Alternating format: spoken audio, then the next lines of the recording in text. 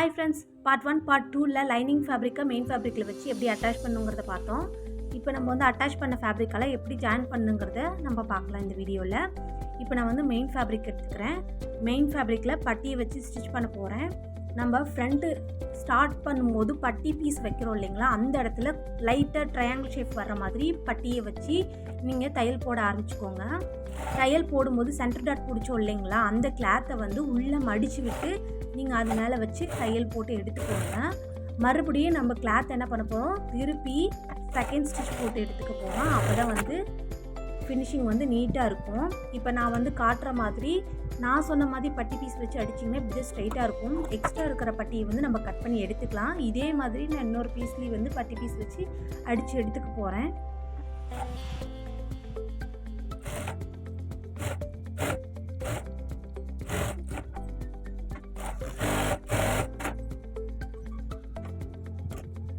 இப்போ நான் அடித்ததுக்கப்புறம் எக்ஸ்ட்ரா இருக்கிற பட்டியை கட் பண்ணிவிட்டு 2 பீஸையும் வந்து கொக்கி பக்கம் வச்சு நான் கரெக்டாக இருக்குதா அளவு அப்படின்னு செக் பண்ண போகிறேன். எனக்கு கொஞ்சம் எக்ஸஸாக இருக்கிறனால பட்டி வச்சு அடித்தோம் இல்லைங்களா, அந்த இடத்துல 1/4 இன்ச் வந்து நான் தையல் போட்டு எடுத்துக்கிறேன். கரெக்டாக இருக்கும் இப்போ எனக்கு. அதே மாதிரி நீங்களும் எக்ஸஸாக இருந்தால் இதே இதை ஃபாலோ பண்ணுங்கள். இது ஒரு டிப்ஸ் தான் உங்களுக்கு.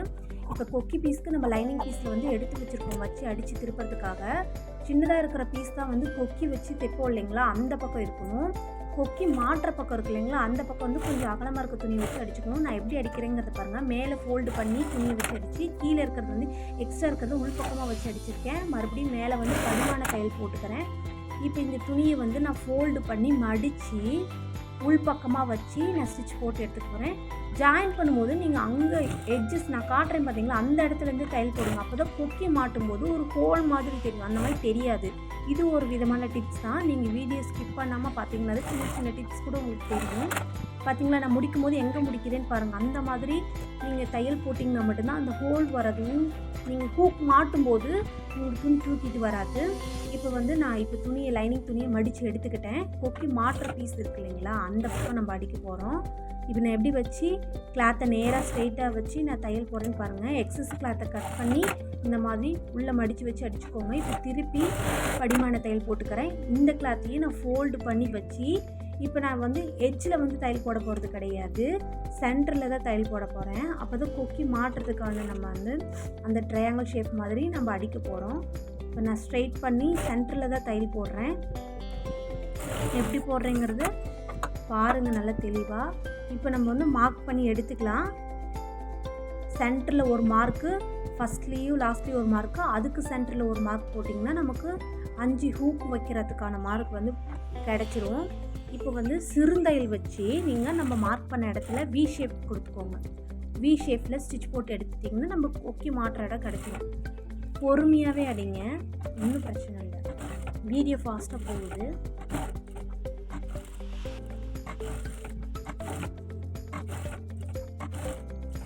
இப்போ நான் கொக்கி பீஸ் வந்து அடித்து முடிச்சு எடுத்துக்கிட்டேன். எக்ஸஸ் எல்லாம் நீங்கள் கட் பண்ணிக்கோங்க. நூல் த்ரெட்டில் இருந்துச்சுன்னா நீங்கள் கட் பண்ணி எடுத்துக்கோங்க. இப்போ அடுத்து வந்து நம்ம இது வந்து கரெக்டாக இருக்குதா அப்படின்னு வந்து நான் வச்சு செக் பண்ணி பார்க்க போகிறேன். இதே மாதிரி நீங்களும் செக் பண்ணிக்கோங்க. இப்போ அடுத்து பேக் பார்ட் இருக்கு இல்லைங்களா, பேக் பார்ட் மேலே ஃப்ரண்ட் பார்ட்டை வந்து நான் எப்படி போடுறேன்னு பாருங்கள். கழுத்து பக்கம் தான் வந்து கொக்கி பீஸ் வந்து பார்த்த மாதிரி இருக்கணும். எப்படி நான் துணி கிளாத்து ஃப்ரண்ட் அண்ட் பேக் எந்த மாதிரி வச்சு போடுறோமோ அந்த மாதிரி வச்சு நீங்கள் போட்டுக்கோங்க. ஷோல்டர் ஜாயின் பண்ணுறதுக்கு 1/2 இன்ச் வந்து மார்க் பண்ணிக்கோங்க. ஷோல்டரை வந்து 2 ஸ்டிச் போட்டு ஜாயின் பண்ணிக்கோங்க. அப்போ தான் தையல் பிரியாமல் இருக்கும். அதே மாதிரி இந்த பக்கமும் நான் ஸ்டிச் போட்டு எடுத்துக்கிறேன். நான் வீடியோவில் எப்படி காட்டணுமோ அந்த மாதிரி ஸ்டிச் பண்ணி எடுத்துக்கோங்க. அப்போ தான் உங்களுக்கு கிளாத் வந்து மாறி வராது, கரெக்டாக இருக்கும். இப்போ நம்ம ஸ்லீவ் வந்து அட்டாச் பண்ண போகிறோம். ஸ்லீவ்க்கு ஆல்ரெடி நம்ம வந்து ஏரோ மார்க் வந்து போட்டு வச்சுருக்கோம். அந்த சைடு தான் வந்து ஃப்ரண்ட் பார்ட்டை பார்த்த மாதிரி இருக்கணும். சென்டர் மார்க் பண்ணியிருக்கோம்ல ஏரோ மார்க்கு, அந்த இடத்துல வந்து நான் சேஃப்டி பின் வச்சு பின் பண்ணிக்கிறேன். இப்போ நான் வந்து பின் பண்ணி அட்டாச் பண்ணால் தான் நமக்கு வந்து கிளாத் வந்து மூவ் ஆன் ஆகாது. நான் எப்படி வந்து பின் பண்ணியிருக்கோனோ அதுமாதிரி பின் பண்ணி ஸ்டிச் போட ஆரம்பிங்க. இப்போ ஸ்டிச் பண்ணும்போது என்ன பண்ண போகிறோன்னா, ஸ்டிச் போட தான் ஒவ்வொரு பின்னாக நம்ம ரிமூவ் பண்ணி தையல் போட போகிறோம். அதுக்கு முன்னாடி பிரிச்சிட்டிங்கன்னா கிளாத் வந்து மூவ் ஆன் ஆகிடும். நான் எப்படி பிரித்து ஒவ்வொரு ஊசியாக பிரித்து ஸ்டிச் பண்ணி போடுறேன் பாருங்கள் பொறுமையாக. அதே மாதிரி நீங்களும் தையல் போடுங்க.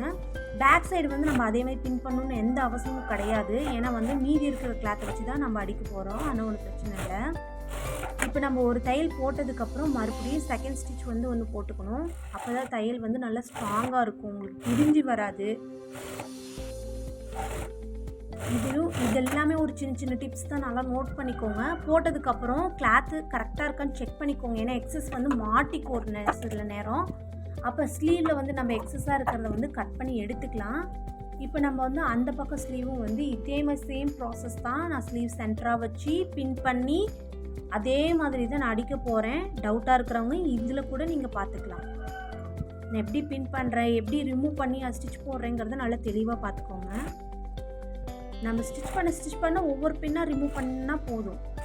நீங்கள் முன்னாடியே ரிமூவ் பண்ணிட்டீங்கன்னா கிளாத் வந்து மூவ் ஆன் ஆகிடும். கரெக்டாக வச்சு கிளாத்தை நீட் பண்ணி அடிங்க. இல்லாட்டி வந்து கிளாத் வந்து ஸ்டிச்சஸ்க்கு இடையில மாட்டிக்கிச்சுன்னா சுருக்கம் வந்துடும் உங்களுக்கு. அது பிரித்து தான் நீங்கள் தையல் போடுற மாதிரி இருக்கும். செகண்ட் ஸ்டிச் போட்டதுக்கப்புறம் நான் செக் பண்ணுவேன் பாருங்கள், ஸ்டிச்சஸ் வந்து கரெக்டாக வந்திருக்கான். அதுமாதிரி நீங்களும் எப்போவுமே செக் பண்ணிக்கோங்க கரெக்டாக வந்திருக்கா அப்படின்னு. அதுக்கப்புறம் எக்ஸஸாக இருக்கிற கிளாத்தை வந்து கட் பண்ணி எடுத்துக்கோங்க. இப்போ வந்து நம்ம சைடு பாடி ஜாயின் பண்ண போகிறோம். அதுக்கு நான் வந்து ஸ்லீவ் கிட்ட ஒரு பின் பண்ணிக்கிறேன். அதுமாதிரி எட்ஜில் ஹிப் கிட்ட வந்து நான் ஒரு பின் பண்ணிக்கிறேன். எதுக்குன்னா இதுவுமே வந்து கிளாத் வந்து மூவ் ஆன் ஆகாமல் இருக்கத்தான். பிகினர்ஸாக இருந்தால் கண்டிப்பாக இதெல்லாம் ஃபாலோ பண்ணுங்கள், உங்களுக்கு யூஸ்ஃபுல்லாக இருக்கும். இப்போ நான் ஸ்லீவ் வந்து நான் மெஷர்மெண்ட் எடுக்க போகிறேன். 4.5 வந்து நான் மார்க் பண்ணுறேன் ஸ்லீவ் வந்து அவங்களுக்கு. அதே மாதிரி ஆர்ம் ஹோல் மெஷர்மெண்ட்டு நான் எப்படி எடுக்கிறேன்னு வச்சு பாருங்கள். ஸ்ட்ரைட் பண்ணி தையல் போட்டோம்ல, தையலுக்கு கீழே தான் டேப்பை வச்சு நீங்கள் மார்க் எடுக்கணும். நான் வந்து அவங்களுக்கு 7 வைக்கிறேன், 7 இன்ச் வைக்கிறேன். அப்புறம் ஹிப் மார்க் பண்ணி நான் ஸ்ட்ரைட்டாக ஸ்டிச் போட்டு போகிறேன்.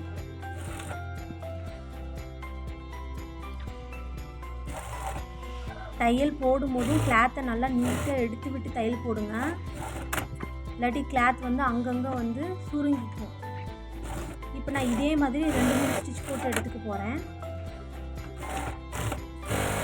நீங்கள் 3ஆவது ஸ்டிச் போடுற வரைக்குமே பரவாயில்ல தான், பிரித்து எடுக்கிற எக்ஸஸாக இருக்கிற வரைக்கும் பிரச்சனை இல்லை.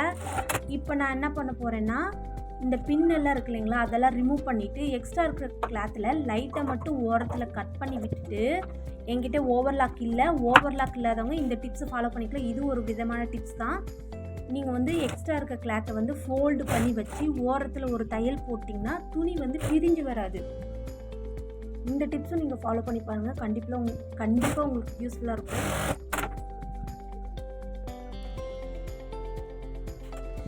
இப்போ நம்ம இந்த பக்கம் எப்படி ஸ்டிச் பண்ணுமோ அதே மாதிரி இன்னொரு பக்கமும் நான் ஸ்டிச் பண்ணி எடுத்துக்க போகிறேன்.